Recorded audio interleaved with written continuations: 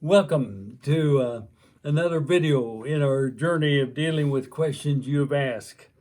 Um, More than one, two or three people ask questions about what's going on among the three Western religions of the world: Islam, Christianity, and Judaism. We know that one of the most conflicted regions in the world is the Middle East. The conflicts are centuries in the making and have devastating, violent consequences for many people and many nations. And the most disturbing element in this conflicted region, that is the conflict of which is now being experienced throughout the world, including the United States. The most disturbing element is that the three religions have played such a significant role in the tragedy that we are experiencing. Now, to get at this, I first of all want to just scan history, which is very, very dangerous. But the father of all three religious faiths, the human father, is Abraham. And it was in 1900 about BC that Abraham traveled from Ur, the Chaldees, to Canaan, the promised land, 1900 BC. Now, from 1000 BC to 70 AD, the Jewish nation struggled with their identity and their diminishing identity while trying to be a theocracy, the marriage of religion and government. And in 313, Constantine, a Christian Roman emperor, issued the Edict of Milan, which established religious tolerance and gave birth to the Roman Catholic Empire, a theocracy of the marriage between a religion and governance. Then, in 570 AD, 250 years after Constantine's edict, the Prophet Muhammad was born in Mecca, and his lifetime of 60 years, Muslim rule emerged, where it was a political, religious rulership that was established in the Middle East. And we sometimes condemn Islam for theocracy, but from whom did they learn? A Jewish theocracy and a Christian theocracy, and then a Muslim theocracy emerged. And then we jump to 1917, Great Britain, the power of the Western world, was at war with the Ottoman Empire. They promised a Jewish home in Palestine in 1917. At that time, there were 600,000 Muslims, 75,000 Christians, and 60,000 Jews in Palestine, and Great Britain promised the Jewish people a national home in Palestine. And 30 years later, the United Nations voted to partition Palestine. 1 million Muslims, 600,000 Jews, 150,000 Christians. The Muslim Arab world violently objected to this partition.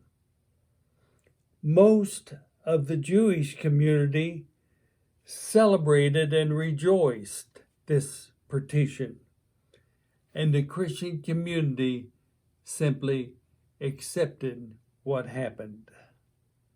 Now, why have I reviewed this history? Because I think we need to understand that history as we unpack what is happening today, the conflict between nations and peoples, and indeed religion. The Muslims, the Christians, and Jews, we all have a lot of work to do.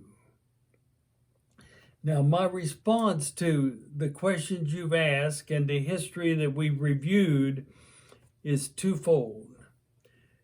First of all, just a surface examination of human history shows that theocracy, the marriage of religion and government, intensifies differences and usually leads to intolerance and exclusivity, not only of religious doctrines and values, but also of social, cultural, family lifestyles. You see, the Roman Catholic Empire was a theocracy based in Europe. The Ottoman Empire was a theocracy based in the Middle East. Israel was a theocracy based in the Fertile Crescent of the Jordan River Valley. All three religions were tolerant of the beliefs of others, tolerant of diverse beliefs, until they became entangled with governance. And all of a sudden, when that entanglement of religion and governance occurred, then all of a sudden practices which sometimes the religious convictions condemned, but as partners with the state, they were allowed to exist as necessary evils. So even though the religions condemned exclusivity, violence, and war, once the marriage of government and religion took place, these became necessary evils. Theocracy is a problem. But secondly, it's also obvious that when a religion believes and is constructed on the foundation that they are God's chosen people, intolerance and divine approval of any practice is condoned. Any practice is condoned.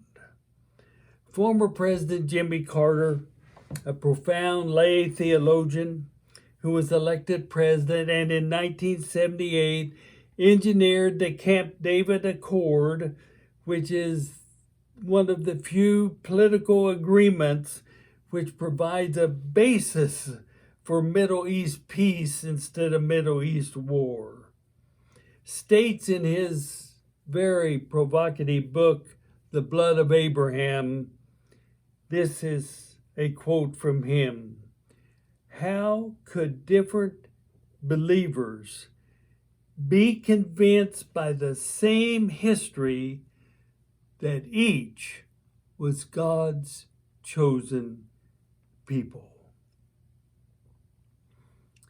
Question. End of quote. You see, the belief that a religion which is constructed by humans could ordain a nation or an empire as God's chosen people, plants the seeds of exclusivity, separation, division, violence, destruction, and war. Being God's chosen people is a problem. So therefore, my response to the questions concerning the relationship of these three religions that is marked by misunderstanding, crusades against each other, bitterness, shameful deaths, that this relationship will only be addressed when all three religions realize that theocracy corrupts grace, and being God's chosen people corrupts faith. You see, all three religions have engaged in theocracy and chosenness, and all three equally must accept their full share of these errors of their ways, and only then will the possibility of peace and compatibility emerge.